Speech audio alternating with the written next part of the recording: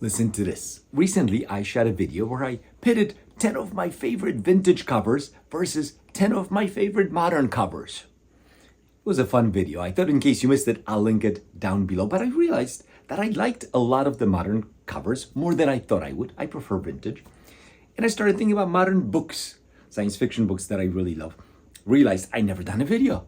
Let's do it right now. So for the purposes of this video, modern means 1990 or beyond. Anything in the 80s or prior, well, that's old. So we're not gonna talk about those. Let's start out with a book that sits kind of right in the middle. This was published 2010, I believe. Hannu Rajaniemi, Quantum Thief, part of a trilogy. Only read the first one. I'll get to the other ones at some point. Don't worry about it. I really enjoyed the first one. Mind-blowing, mind-boggling.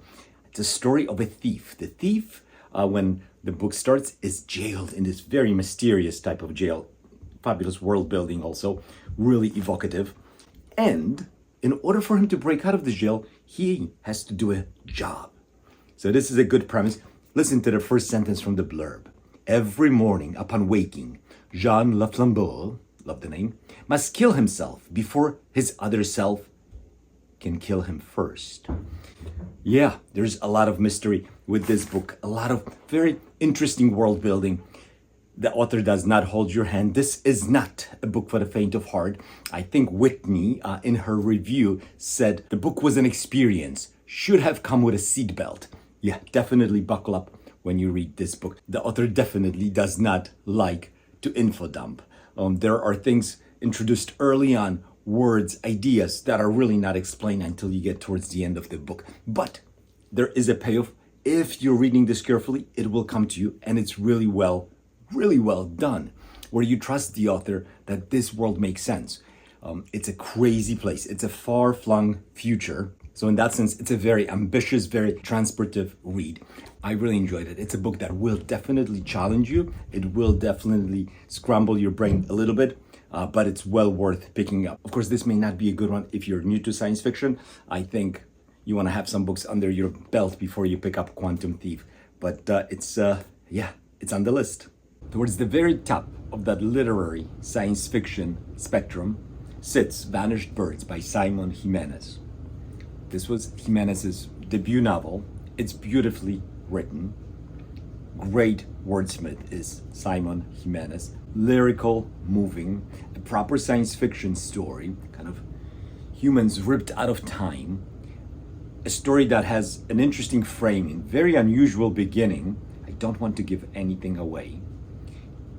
This is a tough book really to describe, but at its heart, it's a found family story. It's a story of a child, a mute child, who is taken on by a woman who is a pilot of a ship, a captain of a ship.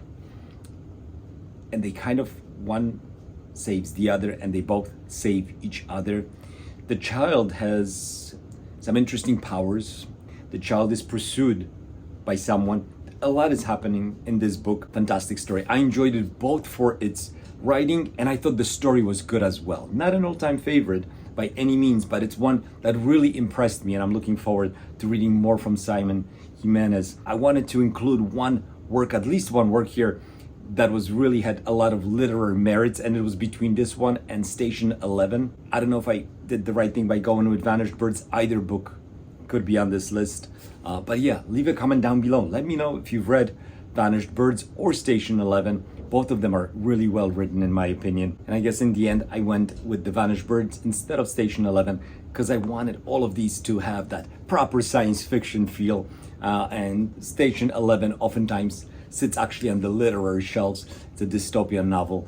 There is no space travel in that story. So Vanished Birds, fantastic option. If you haven't read Simon Jimenez, I recommend Vanished Birds. Great plot, interesting ideas, riveting action, good characters, taut writing. Alastair Reynolds, House of Suns, one of my all-time favorite books. Let me just tell you what the book is all about. I'll read the blurb. 6 million years ago, at the dawn of the starfaring era, Abigail Gentian fractured herself into 1,000 male and female clones, which she called Shutterlings. But now, someone is eliminating the Gentian line. Campion and Purslane, two Shutterlings who have fallen in love, and shared forbidden experiences must determine exactly who or what their enemy is before they are wiped out of existence. Suffice to say, this is a wild ride of a story. It's not going to be for everybody, but I loved it. I connected with the characters. I think this is the key to enjoying this story. If you connected with characters, if you care about them, it's a slam dunk. The ideas are grand. It's a space opera. Fantastic. Alastair Reynolds, a Welsh author. He's a scientist. His writing, his ideas are there. There's a chase scene that takes like, I don't remember, it's hundreds, thousands of years. Yeah, they're chasing each other for like thousands of years. It's incredible. It's incredible. He pulls it together. And a great thing about this book, it's a decent sized book, but it's a single book. It's not a series, not a huge commitment. It's not gonna end abruptly like Pandora's Store after like 1,000+ pages. Pick it up, read it, let me know. What do you think? Does it count as an alien first contact if you've accidentally uplifted a species and then left them alone for like hundreds of years? I don't know, you're gonna have to pick up Children of Time by Adrian Tchaikovsky and find out. This was written, I think 2015. I checked it a minute ago and I forgot already. Thereabout. And it's my favorite book written by the author. What a story, what a wild ride. Riveting start to finish, well executed, fun ideas, just a great story. In this story, I already hinted at it, a species gets uplifted. You're gonna connect with the spiders. And if you do, you're gonna fall in love with this book. The evolution of spiders is presented in such an interesting, intricate way that reading it was just a sublime experience. I loved it. Humans were almost secondary. I do not remember any human character other than one human who kind of is immobile. Very interesting, kind of antagonist there. So anyway, it's a fantastic story. Should I read you a bit of the blurb? What is the book about? The last remnants of human race left the dying Earth, desperate to find a new home among the stars. Following in the footsteps of their ancestors, they discovered the greatest treasure of the past age, a world terraformed and prepared for human life. But not all is right with this new Eden. I'll leave it right there. So it's a fantastic story. The author wrote follow-ups. He wrote 2 other books. Now there's a 4th book coming out. He keeps writing these books in this world. I'm not sure if that's a good idea. I made a conscious decision not to read Children of Memory, but I probably will at some point. Children of Time, fantastic. If you have not read it yet, please do yourself a favor. I will keep saying this in this video. Read the book. All right, this will be short. My favorite completed science fiction series of all time is Hyperion Cantos. 4 books. In this video, I'm gonna talk about book 4, The Rise of Endymion. This was published, when was this published?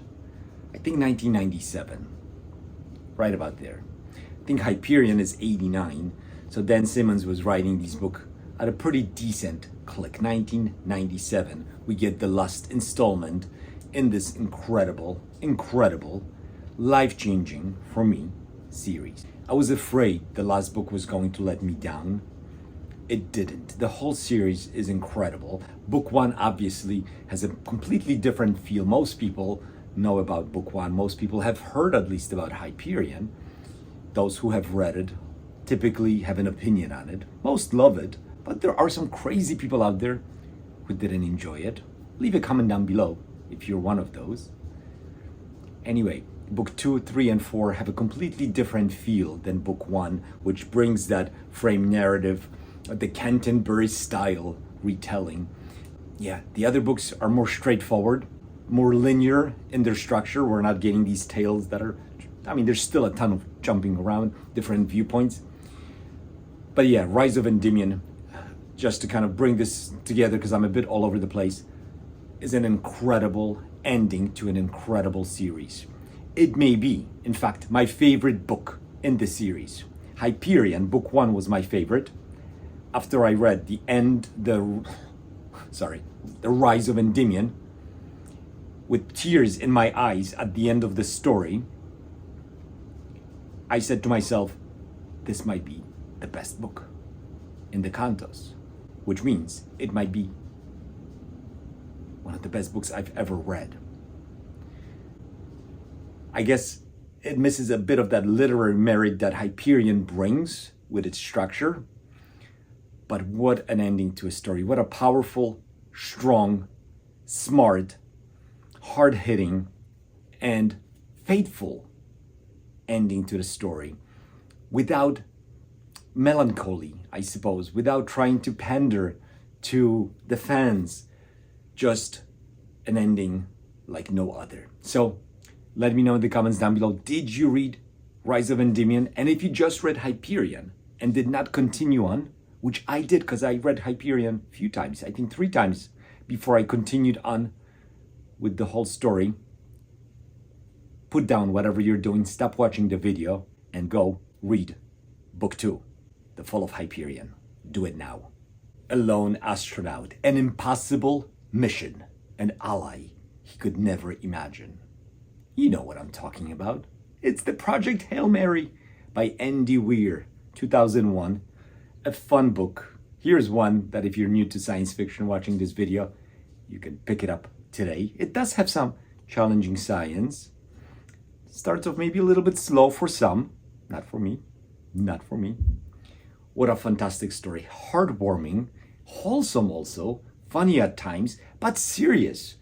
Serious stakes. Our protagonist is supposed to save our planet, and he can't even remember his name. I mean, talk about difficult mission, right? Yeah, and then we have the ally. I'm not gonna talk about his ally. If you haven't read the book, pick it up. Pick it up before March. I think next year, March, the movie comes out, and the movie actually looks really good. But if you haven't read the book, don't watch the trailers, because there's some spoilers.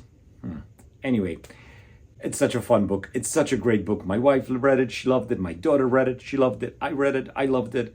It's just a fabulous story. I read it twice. I have not listened to the audiobook, because if you've watched my videos, you probably know I'm not good with audiobooks. I zone out and don't know what I listen to for 10 minutes, and then it's difficult to go back on an audio. Anyway, but I heard the audiobook for Project Hail Mary is spectacular. So if you prefer to listen rather than read, do that. You have my permission. Go get the audiobook. I will not be upset. Just read Project Hail Mary before the movie comes out. Obviously, Iain M. Banks has to be on this list. By accident, I chose a book that when I just check now, barely makes the list. 1990 is when Iain M. Banks wrote Use of Weapons. A story that when I say use of weapons gives me a bit of a chill. A very challenging read.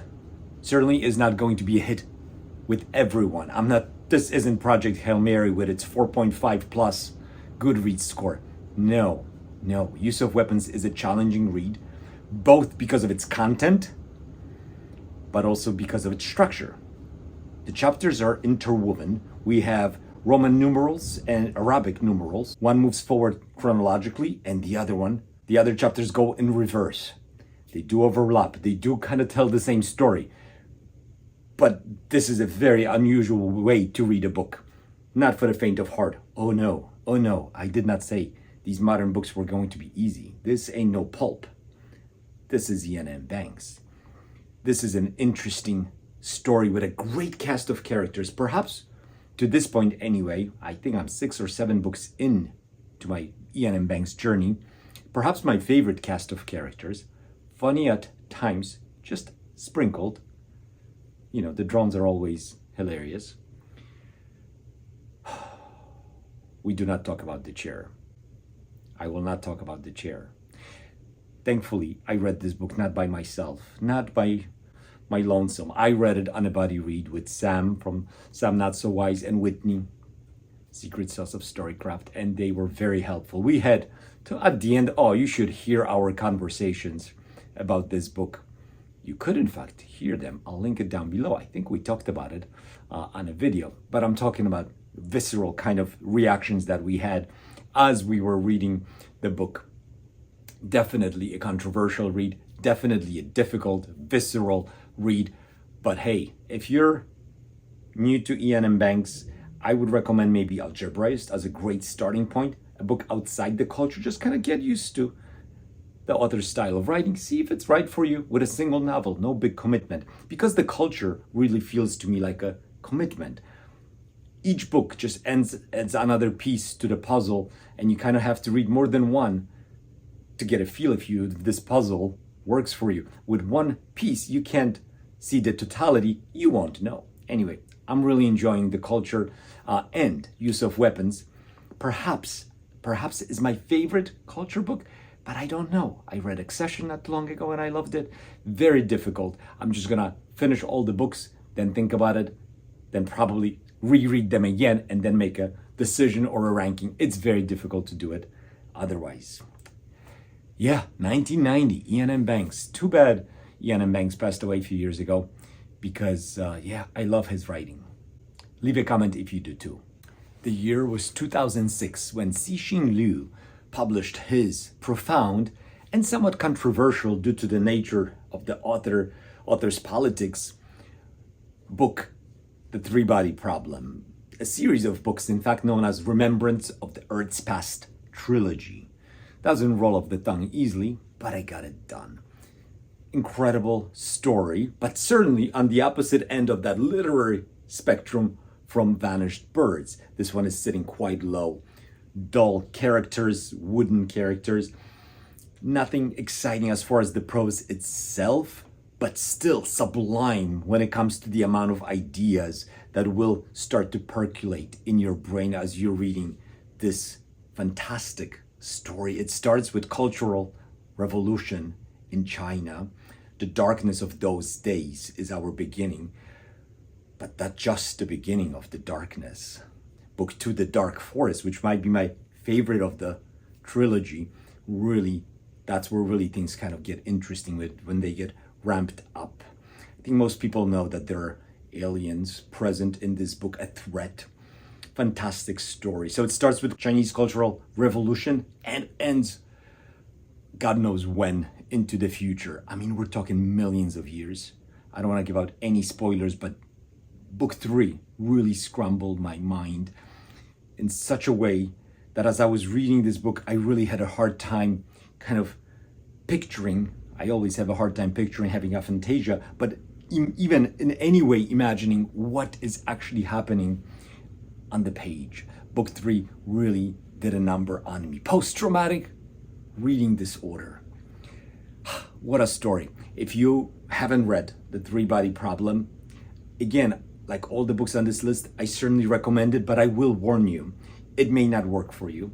You're not gonna fall in love with any of the characters. You probably won't care about them.